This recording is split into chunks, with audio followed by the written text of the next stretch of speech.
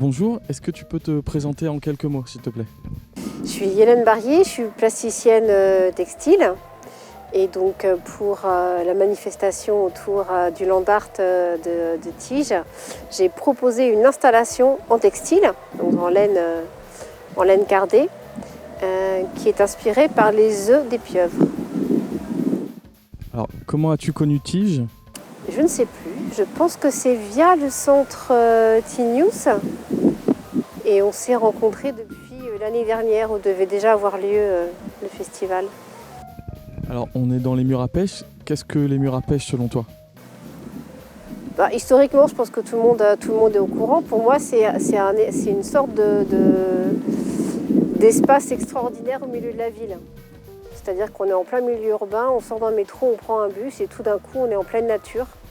On entend les oiseaux, il y a des ruches, c'est une sorte de labyrinthe vert.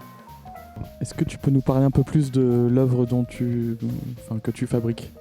Alors, en fait, cette œuvre donc, qui est derrière moi, qui est en cours de réalisation, parce qu'en fait, c'est donc du in situ, donc ça veut dire que j'installe et après, en fonction des intempéries et de ce qui se passe, elle va bouger. D'ailleurs, par rapport à il y a 2 semaines, quand j'ai commencé à l'installer, on voit sur les images derrière moi que ça a déjà bougé, la laine s'est un peu distendue, mais c'est le but.